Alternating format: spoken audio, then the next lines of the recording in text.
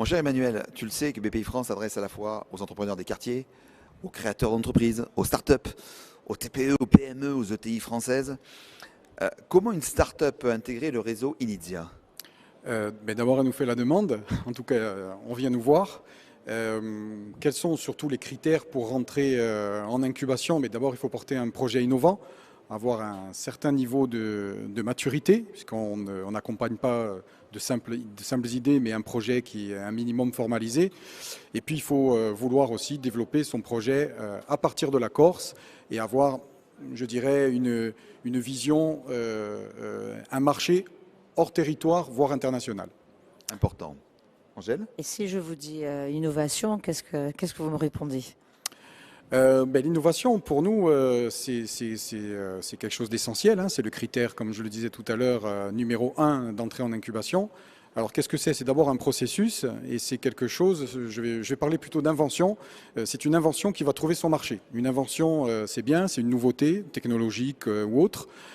L'innovation, il va y avoir une dimension marché, c'est-à-dire qu'on va orienter à un moment donné les recherches, le développement vers une solution qui va satisfaire un client. Voilà, donc c'est très important et c'est une distinction qui n'est pas souvent comprise par tout le monde, mais sur laquelle il faut insister. Merci beaucoup à tous les deux d'être venus sur le plateau. Merci à Allez, vous. dans 15 minutes, on se dit, on fait l'inauguration tous ensemble avec monsieur le maire d'Ajaccio, avec monsieur le député, avec la région, tout le monde. Ça s'appelle une France unie, ça s'appelle une île unie. Et franchement, Angèle, de voir depuis plus d'une heure trois quarts, quoi, autant d'entrepreneurs, vous êtes plus de 45 à passer sur le plateau, vous avez une patate, une pêche d'enfer, vous donnez la leçon à beaucoup de régions de France. Merci beaucoup à vous deux. Merci à vous. Merci. Allez, nous enchaînons avec Jean-François Guiderdoni qui vient d'arriver, directeur associé de Aqua Robotics. Bonjour. Bonjour, ça va bien? Réglé. Voilà. Ça va? Bon, là. Ouais, tu règles, il faut faire ça. Ça et va, tout chaudement. Chaudement, Ouais, ça va. il fait combien dehors, tu sais, non? Aucune idée, je préfère pas savoir. Non, On va regarder. non. Mais ça va être un bon moment cet après-midi. Ici sur le plateau, le village, on Oui, va avoir tout à beaucoup fait. d'entrepreneurs, le concert ce soir. Beaucoup de monde avec qui échanger. Oui, une c'est belle génial. Là, je opportunité vois à d'être l'extérieur, là, il y a énormément de monde. avec hein. beaucoup d'entrepreneurs de Lille et puis beaucoup de monde du grand public, on espère ce soir. Hein. Oui, Au revoir. oui. Ce qui est génial aussi, c'est que tous les coins de l'île viennent.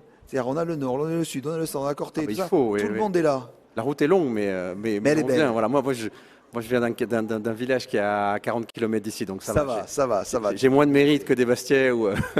Mais ils sont là, en tout cas, nos amis Bastier. Jean-François, de façon générale, quels sont les profils qu'Aqua recherche dans tous ces recrutements? Alors, Aqua, c'est une start-up très technologique qui développe des solutions robotiques. Donc à partir de ce moment-là, les profils qu'on va chercher, ça va être des gens dans le domaine de la mécanique, l'électronique et l'informatique. Donc c'est des profils assez pointus. On recrute beaucoup d'ingénieurs et des gens, voilà, idéalement, on recherche des gens qui ont ce qu'on appelle le profil mécatronique. C'est-à-dire des gens qui ont un profil un petit peu transversal, qui peuvent naviguer entre différentes connaissances techniques. Question d'Angèle Bastiani. Alors moi j'ai une petite question, Jean-François.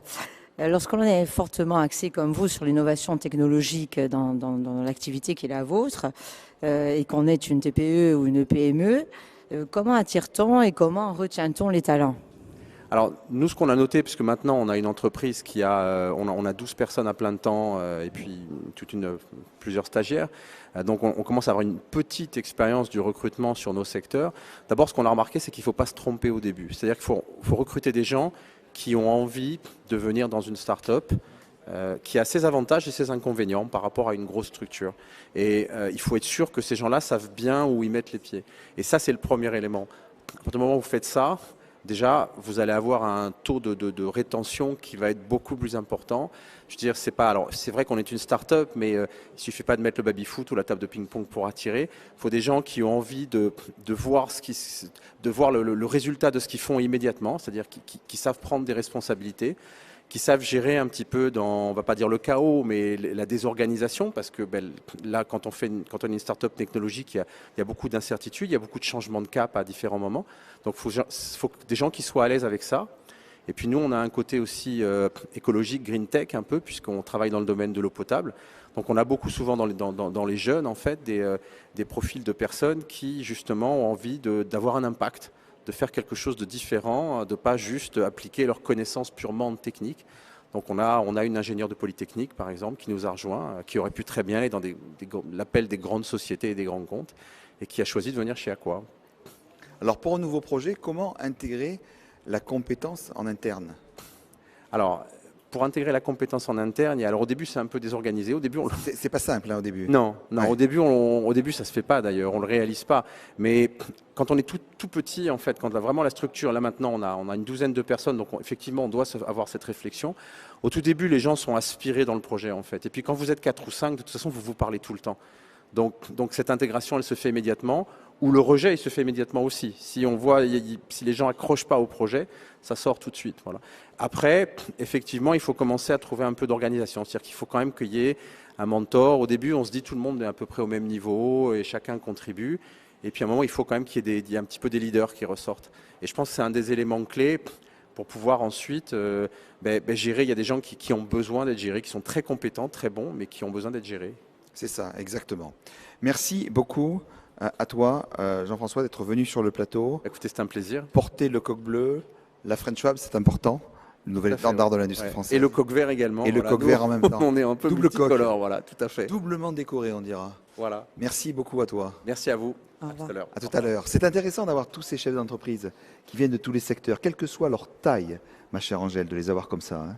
C'est intéressant et c'est tellement enrichissant.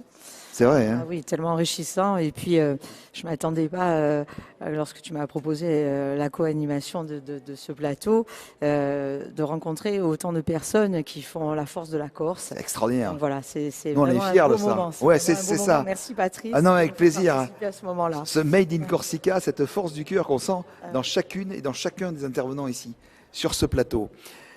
Alors, souvent, on me dit, il y a les chercheurs et il y a les entrepreneurs. Mais tu sais qu'un chercheur peut devenir entrepreneur. On a un bel exemple ici sur le plateau et c'est le propre, en fait, de ce réseau de la Deep Tech. C'est ça, en fait. Et c'est maintenant l'instant Deep Tech.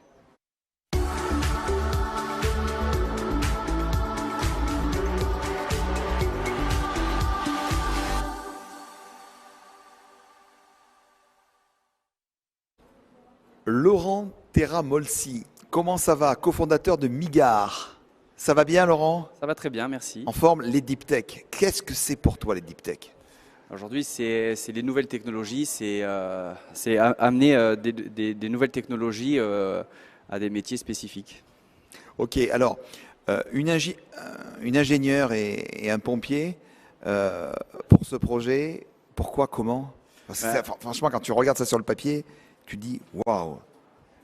C'est la rencontre du hasard qui a amené une jeune ingénieure en aéronautique et en intelligence artificielle à rencontrer un pompier homme de terrain pour amener des nouvelles technologies au service des acteurs de la sécurité civile. Alors, est-ce que c'est une force de développer aujourd'hui son activité en Corse? Oui, tout à fait. C'est un atout majeur puisque, étant basé en Corse, on peut travailler avec les nouvelles technologies, avec les ingénieurs le matin et l'après-midi aller faire des tests terrain très rapidement. Donc, avoir une souplesse et une réactivité au niveau de l'entreprise qui est très intéressante. Aujourd'hui, les perspectives de Midgard, c'est quoi? C'est le développement national pour l'année 2022 et à l'international sur 2023-2024. Là, on parle de France, on parle d'international. International, c'est l'Europe? L'Europe, voire plus loin, puisqu'on a déjà des contacts avec le Canada, le Québec, en Afrique, le Kenya. Donc oui, aujourd'hui, la portée est internationale. Donc cette donnée internationale, quand une entreprise se crée, en fait, elle pense tout de suite mondial, non? Oui, nous avons pensé mondial puisqu'on a identifié une problématique au niveau pompier qui s'étend sur toute la planète en fait. Et qui se développe bien. Oui. C'est ça, avec force. Tu as peut-être une question à poser ou directement, parce que le rassemblage est assez inédit. Une entreprise comme Midgard, ça t'inspire quoi aujourd'hui pour le territoire corse? C'est quoi? Parce que de voir des idées un petit peu En fait, c'est hyper innovant votre truc. Oui, voilà. Oui, c'est innovant. On répond à une problématique opérationnelle avec des nouvelles technologies, donc il y a un intérêt, je veux dire, important. Et voilà, c'est le genre de belles rencontres. Après, avec un accompagnement en Corse qui est à la hauteur du développement de l'entreprise. On revient de Vivatech la semaine dernière, Interschulz en Allemagne où on a fait un salon international. Donc automatiquement, l'entreprise commence à être portée et la Corse aussi est montrée à l'international. Donc c'est vraiment quelque chose de très positif pour notre territoire. Très positif. Ben, écoute, merci beaucoup à toi d'être venu sur le plateau de Vive ton île. Merci à vous. Ici en Corse et en direct. Flavie Frattoni, qui est présidente directrice générale d'Ossam, et Benjamin. Benjamin qui est avec nous aussi, président de Corail Factory. Voilà, rapprochez-vous des micros parce que... Oui, ça marche. Ossam, en fait, Ossam, c'est quoi? Prenez le micro. Ozan, ce sont des produits, c'est une solution. Avec Ozan, on a imaginé un futur serein et responsable pour toute la famille, car on s'est rendu compte en regardant les produits qu'on utilisait au quotidien que les produits d'entretien étaient nocifs pour la santé et pour l'environnement. Donc on a proposé une solution complète avec une nouvelle routine pour l'entretien de nos maisons, plus douce, et des produits donc sans perturbateurs endocriniens, sans eau, sans plastique, avec des bouteilles végétales à base de coquilles d'huîtres et de coquilles Saint-Jacques. Et on a développé une identité olfactive corse avec des plantes endémiques. Ça, c'est formidable. D'où vous est venue cette idée? Ben justement, en fait, en devenant maman, on a regardé ce qu'on utilisait au quotidien dans nos maisons et on a vu que vraiment les produits étaient nocifs pour l'entretien de nos maisons et on passe 80% de nos temps dans des espaces clos. C'est le fait de devenir maman qui vous a donné l'idée de... Alors, on regardait avant ce qu'on utilisait, mais plutôt ce qu'on se mettait sur la peau, plutôt que les produits d'entretien. Et effectivement, sur le marché, il y avait peu de solutions. Donc, on a proposé vraiment une solution globale, puisque notre site Internet permettra également, en fait, de calculer les besoins des foyers et proposer un réapprovisionnement automatique. L'entrepreneuriat au féminin, ma chère Angèle, c'est quelque chose d'important que tu as toujours défendu. Tout à fait. Je ne me trompe pas, hein? Oui, c'est ça, tout à fait. Et on dit souvent en France, il faut multiplier, le président de la République disait, il faut multiplier le nombre d'entrepreneurs par deux. Et c'est très important. Et donc, j'ai le plaisir d'accueillir quelqu'un que je connais bien, qui s'appelle Vanessa Bianconi. Bonjour Vanessa. Bonjour Patrice. Ça va bien? Très bien, et toi? Enfin, on se voit. CEO de Miloté Santé, et Olivier Fourny. Bonjour Olivier. Bonjour. Ça va bien? Business développeur de Preven. Preven. Ok. Une abréviation? L'abréviation de prévention. Ok, c'est clair. Tu es galant? Oui. On démarre avec Vanessa. Allez. C'est parti. Vanessa, pourquoi avoir créé ton entreprise Miloté Santé? Alors moi, Patrice, j'ai un parcours de vie, on va dire, qui a été marqué et qui l'est encore par de graves soucis de santé. Notamment associé à ça des hospitalisations en répétition, une rééducation très lourde et des complications liées notamment au manque ou du moins à la complication du partage des informations de santé. Donc quand je me suis lancée dans l'entrepreneuriat, pour moi c'était une évidence que je souhaitais développer une solution pour aider le personnel de soins à prendre en charge leurs patients et également éviter à certaines personnes ou à des milliers de personnes plutôt de ne pas rencontrer les difficultés et les désagréments que j'ai pu connaître. Si tu es d'accord, Vanessa, une question unique d'Angèle Bastiani.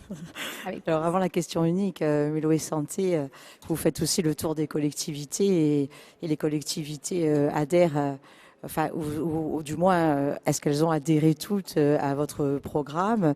En revanche, c'est un programme intéressant pour les employés des collectivités. Quel bilan retirez-vous du développement de cette solution en Corse?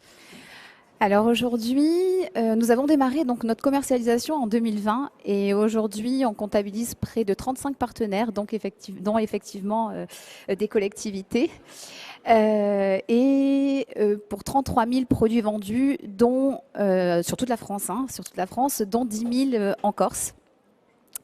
Et donc notre solution effectivement a su convaincre pas mal de partenaires et aujourd'hui on reste en veille sur leurs besoins pour pouvoir y répondre demain.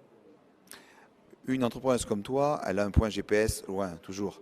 En même temps, elle doit avoir le tableur Excel à côté pour bien compter. Alors, quelles sont tes perspectives de développement pour ton entreprise? Alors, remonter la chaîne de valeur déjà. qui est forcément, qui dit prévention des accidents, dit prévention, prise en charge des accidents, dit prévention des risques, donc prévention de sa santé. Et aujourd'hui, nous élaborons une nouvelle offre.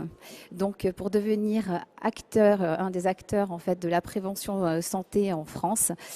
Et pour ce faire, donc, nous avons sollicité, nous sommes accompagnés par des chercheurs de l'Université Aix-Marseille qui nous aident dans cette démarche. Et on espère pour 2022 terminer l'année avec 10 000 utilisateurs supplémentaires. Merci beaucoup. Olivier. Oui. Les yeux dans les yeux. Les yeux dans les yeux. Face à la caméra qui est en face de toi, les yeux de la caméra. C'est quoi, en fait, l'origine de ce projet? Alors, l'origine, elle est simple. On vient de mondes professionnels différents avec mes associés. Et on s'est rendu compte qu'aujourd'hui, pour assurer la sécurité, prévenir la santé des salariés, ça devenait très compliqué. Donc, on a fait un petit peu le tour. Et on s'est rendu compte qu'il y avait de gros points de douleur. Et qu'aujourd'hui, pas tout le monde n'avait accès à la prévention sur son lieu de travail pour tout ce qui était santé, sécurité au travail. Qu'est-ce que tu voudrais dire, franchement, sur ton entreprise, en fait, aujourd'hui, son développement? Nous, on a essayé de rendre accessible à tous la prévention dans ce domaine-là. Donc, on a créé une plateforme digitale qui nous permet aujourd'hui d'atteindre toutes les entreprises sur des sites divers et variés. On a signé un partenariat en Corse avec Kiernolia, qui est l'exemple type de l'entreprise qui a besoin de notre solution, qui aujourd'hui a des équipes diffusées sur toute la Corse, donc un problème pour mobiliser tout le monde. Donc c'est ce genre d'entreprise qu'aujourd'hui on cible. D'accord. Donc quels sont ces axes de fonctionnement de votre solution? Donc alors, les axes de fonctionnement, ce sont des campagnes de prévention sur des sessions courtes qui permettent à tout le monde d'accéder à... Le but du jeu, c'est de faire gagner du temps aux managers et de rendre accessible la solution à tout moment et à tout endroit. Et quelle place l'incubateur territorial a-t-il vraiment dans votre développement? Nous, on a été accompagnés dès le début par l'incubateur territorial.